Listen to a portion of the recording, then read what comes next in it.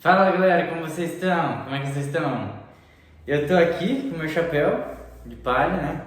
Pra gravar mais um vídeo de One Piece. Agora eu vou gravar um vídeo sobre o capítulo 1182 com o título de Zaza. Então bora pro vídeo com meu chapéu, Joy Boy, futuro Rei dos Pratas, pra falar desse capítulo. E o capítulo já começa num tom muito épico, ou seja, o Imu e o Loki estão lutando. Continua a luta deles, né? Os primeiros balões, né? As primeiras páginas do capítulo é dedicado para mostrar a continuação da luta do Imu contra o Loki. O Loki está na sua forma de dragão, mas ele começa a reclamar que ele está muito grande para conseguir lutar com o Imu. Então, quem sabe nos próximos capítulos a gente já possa ver o Loki se transformando na sua forma híbrida. Seria muito legal de ver também. Outra coisa que a gente quer ver é a forma bestial completa, né, do Imu. Que foi mostrado no capítulo onde o Rei Cobra foi morto, mas ainda a gente não viu em detalhes, assim, sem aquela silhueta estranha. E uma nova revelação, porque revelações não podem faltar, né, porque o BAF é o arco das revelações. E o Ragnir, na verdade, o Ragnir é um martelo que comeu a fruta do esquilo modelo Ratatoskr. Então a gente vê aí onde é que o Oda tirou, porque na mitologia nórdica mesmo, o esquilo que troca as ofensas, porque na mitologia nórdica funciona da seguinte forma: Nidhogg é a serpente que fica no abismo, roendo as raízes da árvore Yggdrasil, com o objetivo de derrubá-la. Ela fica no abismo, no submundo. E tem uma águia que fica no topo da árvore. E o Ratatoskr é o esquilo que ele funciona como mensageiro. Ele leva e traz as mensagens, né, de Nidhogg para a águia que está no topo e da águia que está no topo para Nidhogg. Essas ofensas, né, que eles trocam entre si, porque tanto Nidhogg e a águia se odeiam. E agora a gente percebe que o Ragnir era originalmente um martelo que comeu a fruta do esquilo modelo Ratatoskr. Daí agora a gente entende agora o que é realmente o Ragnir. E além disso a luta continua, os dois são bem fortes, bem resistentes, e a floresta se torna um verdadeiro cenário de guerra. E uma coisa legal que o Oda colocou nesse capítulo, ele fez um dos golpes do Imu, que o Imu usou no Loki, chamado Tzitzimit Nova Eclipse. E Tzitzimit é o nome de uma divindade azteca que era referido como um formato feminino carregando caveiras, com saias carregando caveiras.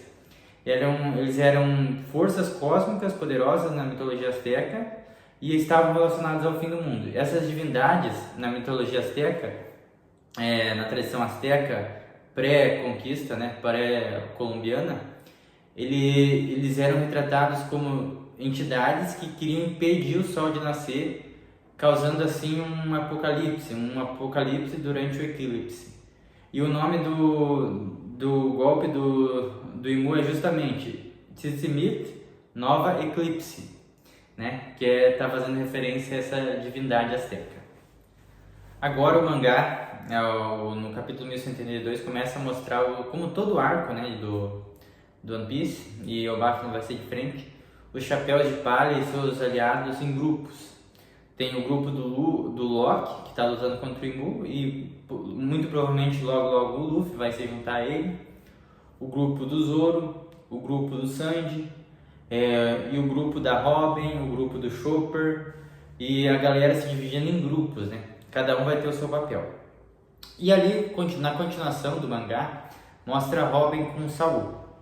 E eles descobrem que a porta dos fundos da biblioteca, ela dá para uma sala subterrânea, e Biblo, que é a coruja que é a guardiã da biblioteca de Elbaf, carregou esses livros para essa sala subterrânea, onde esses livros estariam seguros, onde eles não seriam consumidos pelo fogo, justamente para guardar.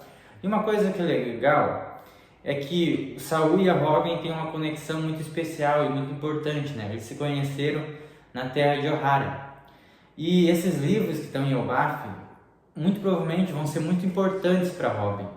O Robin obter esse conhecimento que está nesses livros, porque esse conhecimento que está nesses livros pode ajudar o Chapéu de Palha de muitas formas. Então a Robin estando ali junto com Saul, conhecendo melhor a Bíblia, o próprio Saul fala, ele está feliz. Robin agradece, né, por conta da precaução que a coruja teve de levar os livros para essa sala subterrânea. O Saul também agradece logo em seguida, mas ele indaga, ele começa a questionar que a Bíblia é mais misteriosa do que parece, né? Mas eu acredito que ali, nesse frame, na continuação da parte da Robin e do Saul com a Bíblia, que é essa coruja guardiã da biblioteca de Obath, eles vão poder trocar conhecimentos e a Robin vai poder adquirir novos conhecimentos que vão ser importantes para o futuro do Chapéu de Palha e para fazer com que o Luffy encontre o One Piece, né? Então é bom ver que os livros estão a salvos e que a Robin vai poder começar a estudá-los. Pausa no vídeo aqui para falar bem rapidinho da minha marca. Eu tenho uma marca de roupas esportivas, a Lampert, e também de suplementos. Essa semana chegou o nosso suplemento prebiótico, que é um alimento para as bactérias boas do intestino. E qual que é a boa disso? Quando o intestino está saudável, o teu corpo inteiro está saudável. Quando o seu intestino funciona bem, todo o seu corpo funciona bem como consequência. E esse é o nosso suplemento prebiótico, à base de fibras prebióticas. E as nossas roupas esportivas, para você ir lá treinar, academia, corrida, futebol com os amigos, bike, caminhada na praia ou no parque, porque as nossas roupas têm proteção contra raios ultravioletas, é mais fácil de lavar, não deixa cheiro, não precisa passar, é uma camiseta bonita, como vocês podem ver, você pode usar tanto no dia a dia como com a caminhada, quanto para você fazer os seus treinos, então só tem vantagem. Corre lá, eu vou deixar o link do site da Lampert na descrição do vídeo para você ir lá e comprar essas camisetas e o nosso suplemento. E no grupo do Chopper, o Chopper está ali ajudando a galera com o seu serviço de primeiros socorros. Ele mesmo fala que por enquanto é só serviço de primeiros socorros, né? E quando a situação se normalizar, ele vai tratar de todos devidamente. A Gerd foi a moça gigante que perdeu os dedos. Ela agradece o Chopper e o Chopper explica para ela como os cortes foram limpos, a recuperação é possível, mas vai demorar alguns meses. O Rodo também está lá, o Rajodin, e todos estão ali, os feridos, né? E o Road, ele começa a conversar com a Gerd. O Road, ele parece gostar da Gerd, e ele fica até sem jeito ali, conversando com ela, né? E ela agradece, diz que ele salvou o irmão, por ele ter salvo o irmão dele, o mais novo, o Bjorn. Ele conquistou o respeito dela e o Rory reage àquilo e o Chopper fala para ele ter cuidado, porque senão os ferimentos, né, podem se abrir, mas ele, pelo jeito, ele é meio apaixonado pela Gerd também. Outra coisa que o mangá mostra é que as lutas estão começando a se definir. O Imu versus Loki / Luffy, né, Nika. E provavelmente já temos mais de 2 lutas bem definidas. Somers contra Zoro e Killigan contra Sanji. Ali o Killigan e o Somers, eles parecem ter recebido um upgrade muito grande de poder com o homem que o Imu deu para eles. Eles parecem estar muito mais fortes do que eles estavam. E o Killigan mesmo fala, eles estão com um poder transbordante agora. E o Somers também fala, ele se autodiz que não é mais o Somers, é o Super Somers. Porque eles estão com realmente um upgrade muito grande de poder. Eles conseguem inclusive voar. E o Killigan, na hora que ele se despede do Sanji, ele inclusive pisa em cima do Sanji, dá pra ver ali no mangá, que ele pisa em cima do Sanji.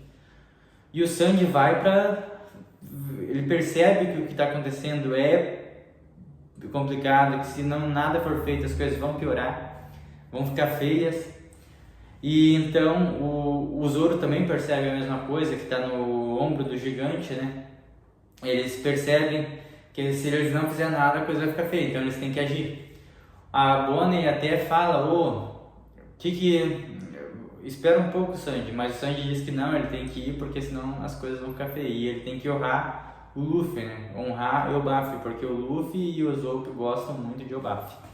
E o Zoro a mesma coisa, o Zoro tem essa mesma mentalidade, que o lema ele mesmo diz pro gigante, o lema do Luffy é o país do meu amigo, é o meu país. Então eles estão querendo realmente dar o melhor de si, o máximo de si para ajudar. E a luta começa a desenhar aí, tá muito se encaminhando para uma luta Sanji versus Killian e Zoro contra Summers. E a gente vai ver qual que é o potencial dos Cavaleiros de Deus, né? E, claro, a vitória do Chapéu de Palha, né, no final, é o que a gente espera, né? E, além disso, o Zoro começa a indagar o que pode ser aquela chama negra. Ele tá até com, parece ser umas bolinhas de gude, assim, que aquilo se transformou em explosões e em cura para os aliados do Imu, né? Explosões para os inimigos e cura para os aliados dele. E o Vegapunk, né, um dos satélites do Vegapunk, também indaga o que é aquilo. Ele não conhece o Imu. Então ficou trabalhando, ou seja, o Vegapunk ficou trabalhando para o governo mundial, mas não conhece o Imu. E ela pergunta o que é aquilo, né? E ela diz para si mesma, uma organização de 8 séculos de existência deve ter segredos muito obscuros, né? No meio dessa luta por poder. E nesse capítulo também acontece um diálogo entre os dois Cavaleiros de Deus remanescentes. Eles dizem que a Gunko está fora de batalha, então provavelmente vai ser o Imu e mais eles dois, mas eles também estão bem poderosos, pelo que parece. E eles começam a conversar entre si e o Killian diz que invocou uma coisa. E o Summers fica apreensivo também, chama o Killian de imbecil, por que você fez isso? Aquela coisa é um problema para todo mundo, inclusive para nós. E o Killian fala, foi no impulso, né, que aconteceu. E a gente descobre que esse demônio que ele invocou é o deus da chuva, a deusa da chuva, Zaza. E a gente vê cada vez mais deuses surgindo, né? Tem o deus do sol, que é o Nika, agora a deusa da chuva, a Zaza. O Nidhogg, que também é um deus. Vários deuses surgindo, né? Cada vez mais esses deuses surgindo. E eles estão agora refazendo a missão deles, que é capturar as crianças de Elbaf para escravizar Elbaf, para tornar Elbaf uma nação de escravos guerreiros, né? De guerreiros escravos do governo mundial. E então o Killian ordena a Zaza que pegue as crianças.